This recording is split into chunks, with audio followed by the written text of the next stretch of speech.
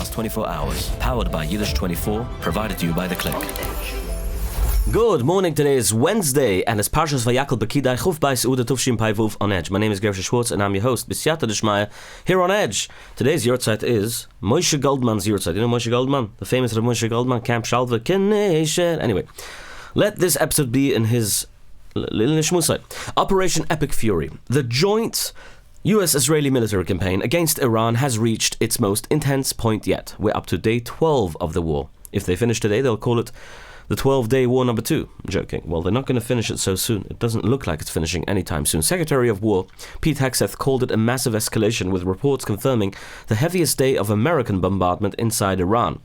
B-2 stealth bombers and 14 B-52 bombers flying from England, from the bases in England, are attacking Iranian targets while Israel continues its own heavy bombarding. Israeli Navy ships attacked a building in West Beirut early this morning, and the military continues to target Hezbollah terrorist command centers. 4 people were killed. The building was seen in flames, with flames coming out of a hole in the side of the building. The strike appears to have been an attempted assassination, but no information has been confirmed yet on who the intended target was. In a major escalation, Hezbollah and Iran have launched coordinated cluster bomb strikes against Israel.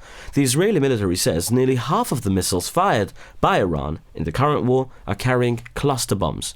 Now, cluster bombs were originally designed by Germany, and then obviously later the United States took it to a next level, and Italy also later designed a different type of cluster bomb.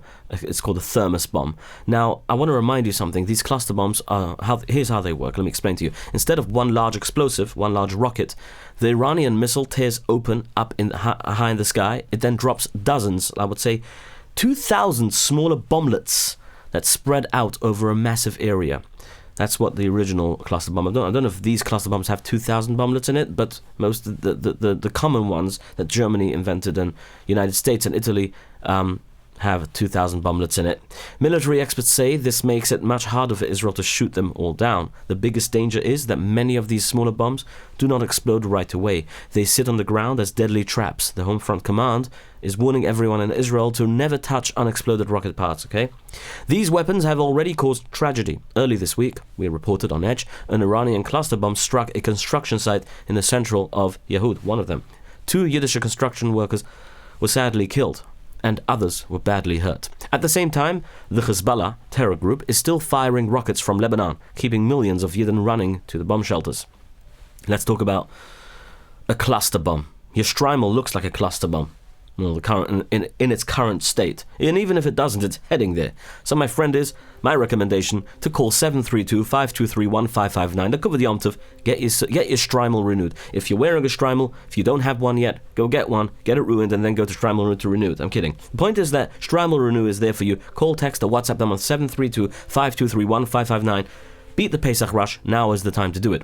After Israel bombed Iranian oil reserves, causing fires and toxicity in the air of Tehran, the United States has privately, now not so privately, told Israel to stop attacking Iranian oil and energy facilities. The Trump administration is worried that if Israel keeps attacking those targets, it will cause chaos in global markets and cause oil prices to rise like it did now to $200 a barrel. It's not yet there, but heading there. Well, hopefully not. The United States and Israel are looking at a small Iranian island that could change the direction of the war. Now listen to this. The place is called Karg Island. Karg Island. It sits in the Persian Gulf, about 15 miles, 15 miles off the coast of Iran. Here is why this piece of land matters so much. About 90% of all the Iranian oil that they sell goes through this one island. It is the main corridor, so to speak, the Iranian government makes money off, the regime. Right now, reports say President Donald J. Trump and Israeli leaders are thinking about attacking or even taking over the island. If they destroy the oil facilities there, it will completely break Iran's economy. Well, the already broken economy. It will also cut off the money they use to fund Islamic terrorists across the Middle East. But military experts warn that hitting the island is a big risk because it could cause gas prices around the world to go up very quickly. So far, it has not been attacked yet, and reports say Trump is using the threat to pressure Iran. President Donald J. Trump is sending a strong warning to the Iranian government. the regime. This comes after reports that Iran is dropping explosive mines into the Strait of Hormuz. This is the narrow waterway where a large amount of the world's oil travels. Iran has also been attacking cargo ships in the area. Now President Trump says the United States will not let Iran shut down global oil supplies. In a new statement, Trump warned that if Iran stops the flow of oil, the American military will hit them 20 times harder than they already have. The president said the United States will destroy targets that will make it impossible for Iran to ever rebuild as a country again. He promised death, fire, and fury if they do not stop, but added that he prays it does not come to that. It's a shame if yes. The American military says they have already destroyed 16 Iranian mine-laying naval vessels at the Strait of Hormuz. Now, these boats were used for dropping these mines in the waterway. Roughly 1/5 of the world's oil passes through that strait. Let me be clear with you. A cargo ship in the waterway is now on fire after being struck by a projectile. It is a foreign vessel from Thailand. This ship was sailing to India through the Strait of Hormuz when it was struck by an explosive weapon. The blast started a massive fire in the engine room, forcing the crew to escape in lifeboats. The Navy from Oman rescued 20 of the sailors, but the crew members are still missing. The Iranian government is taking responsibility for the attack. Iran's Revolutionary Guards, the terrorist organization, released a statement saying that they fired at the ship. In other words, Iran is trying to sink the entire world's economy. CENTCOM, the US military, which is stationed in the Middle East, just warned Iranian dock workers, admin staff, and commercial crews they should stay clear of the Iranian naval vessels and military equipment nearby and immediately also evacuate all ports and shipping docks. It's going to get busy tonight. A drone strike damaged the Ruwais oil refinery in the UAE, forcing the facility to close completely and causing global gas prices to go up quickly. We reported this incident yesterday, but now obviously it closed down completely. A British warship is finally heading to the eastern Mediterranean, but it took a lot of pressure to get it there. HMS Dragon, Her Majesty's Dragon, a Type 45 destroyer, departed this week. Its main job will be protecting the British airbase in Cyprus, which was already struck by an Iranian-made drone earlier in the conflict. Britain did not join the fight right away, while the United States and Israel were launching massive strikes against Iran all this week. The British 12 days now, the British government decided to wait. They faced strong criticism for failing to send even one warship to the region while the war was growing. That delay caused a serious public disagreement between President Donald J. Trump and obviously British Prime Minister Keir Starmer, who is very unpopular today.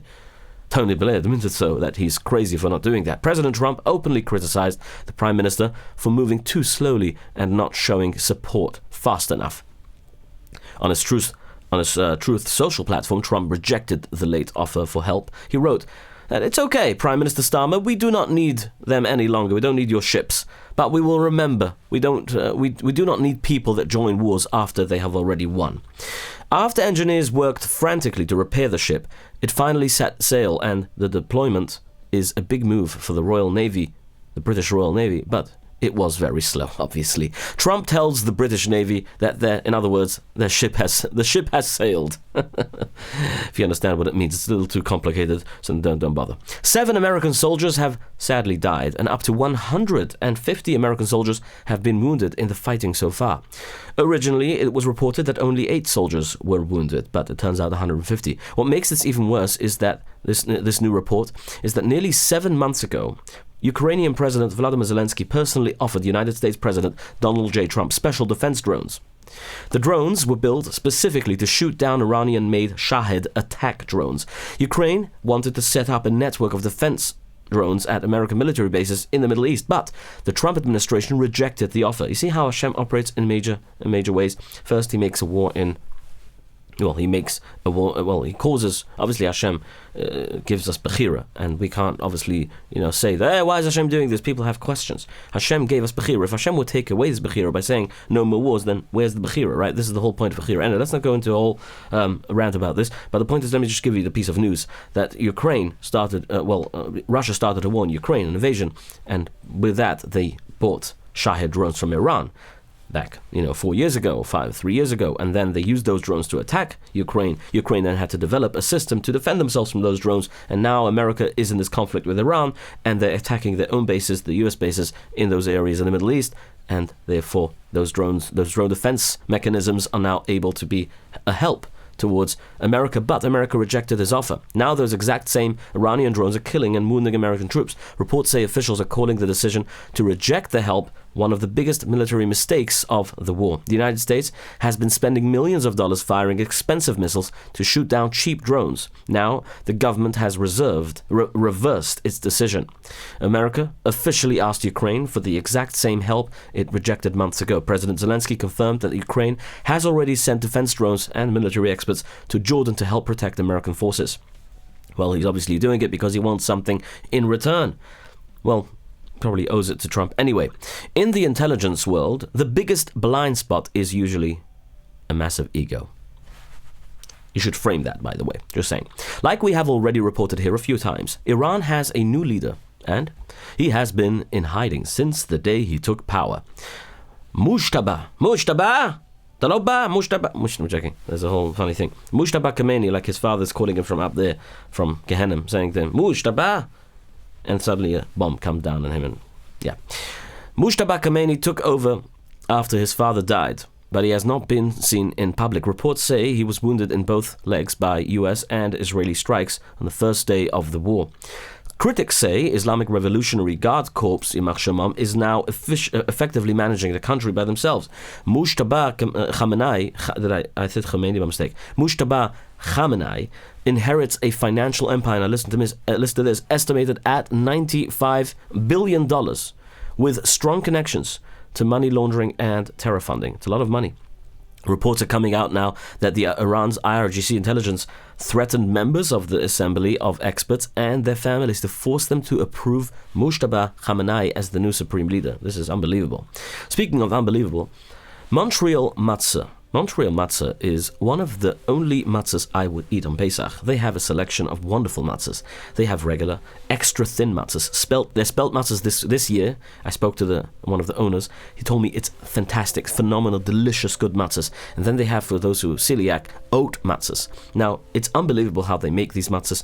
It's just simple. I mean, the ingredients are simple, but the way they do it, the way they bake it, the effort they put into it, the love they put into it, you can feel it in each and every matzah. You don't want to have a matzah that causes you pain and stomach pains during Pesach. I suggest you should call Montreal. You go into montrealmatzah.com, 718-619-3661, or you can stop into the Brooklyn shop. They have a beautiful shop set up now to cover Pesach, 4320 14th Avenue, Brooklyn, New York. Okay, there is a growing debate over whether the United States and Israel are planning to completely overthrow the Iranian regime.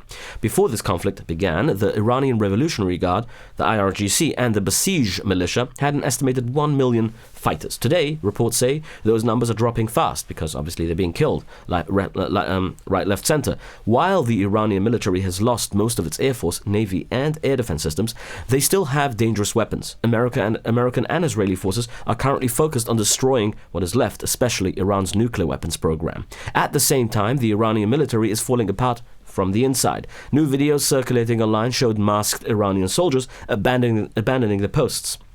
Now listen to this. These terrorists have been hiding inside civilian buildings like schools, mosques, and hospitals. Obviously to complain later that, America and Israel are bombarding civilian facilities. In the videos, the fleeing soldiers say their commanders are dead and the regime is collapsing. It's unbelievable to see this. And they admit that they are terrified and that the Iranian citizens will rise up and hunt them down for years of murder and terror they committed against their poor own people. In Israel, the Haredi draft exemption bill has been delayed so the government can pass a state budget that transfers tens of billions of shekels into the war effort against Iran. They need money. Benjamin Netanyahu, the prime minister, and Bezalel Smotrich confirmed the shift, prioritizing the military campaign.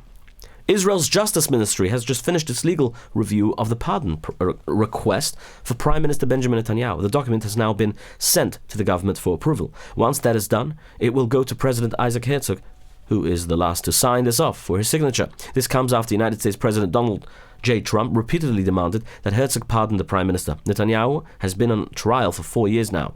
He is accused of giving political favors in exchange for cigarettes and cigars and good newspaper coverage. President Trump has publicly called those charges laughable.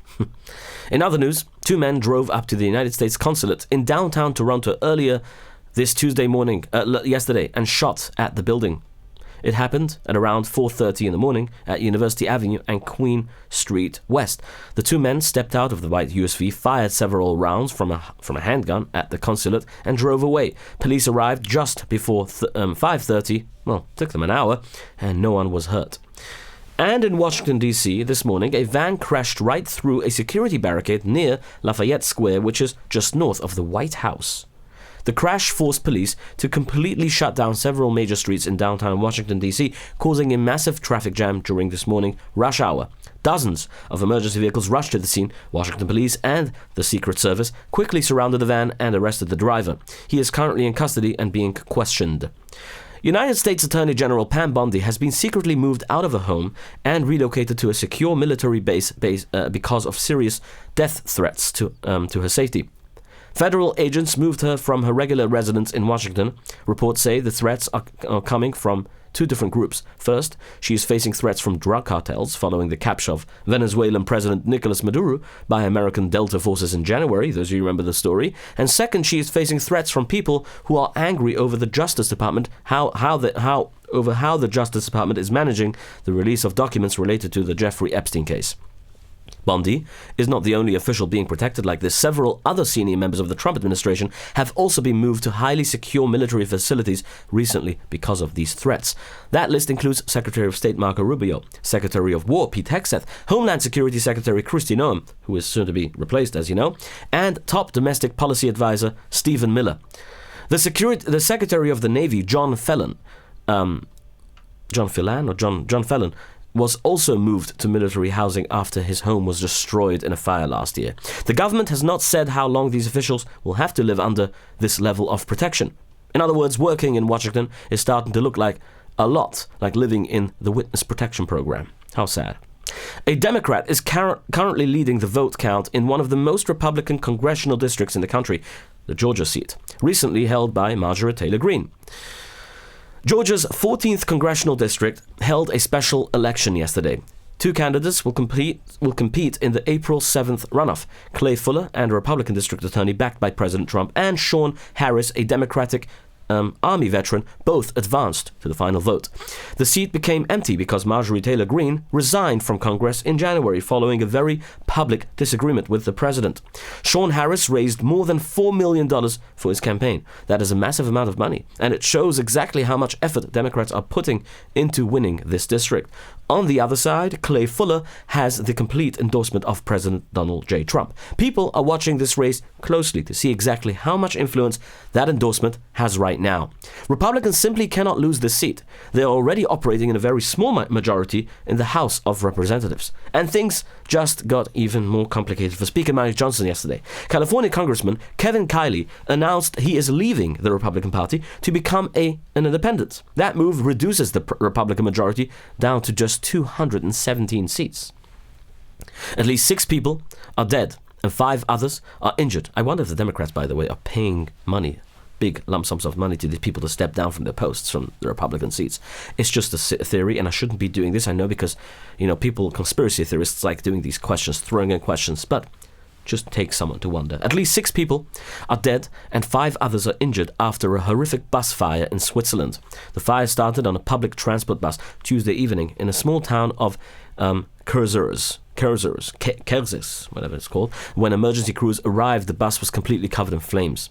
Police say the fire was a deliberate act. Witnesses say a man inside the bus poured gasoline over himself and then set himself aflame. 3 of the injured people had to be rushed to hospitals with severe burns, including a paramedic who was trying to help. A second lawsuit has been filed to stop the city from taking over Maimonides Medical Center. 4 major borough park Kehillas, Bob Bells, Satmar, and Bob 45 filed the suit. Now listen to this. They're challenging New York State Health Commissioner Dr. James McDonald's decision to let the merger happen without approval of from the Public Health and Health Planning Council. The Kehillas say state law requires that council to approve this move. This case joins an earlier lawsuit filed by 7 of the hospital's own trustees. Those trustees say the board broke the rules when it voted on the merger. The deal was officially approved 2 weeks ago, and it transfers all of the hospital's assets, operations, and management to NYC Health and Hospitals. This move will convert the private, non-for-profit community hospital into a city-run facility under the control of New York City. And we all know how bad that is. Several community groups, including Tzula, have warned against the warning of this takeover. A 19-year-old pilot had to make an emergency landing right in the middle of the highway, a busy Florida road, and miraculously, nobody was hurt. Nico Bray was flying a small single-engine plane with one passenger this past Friday afternoon.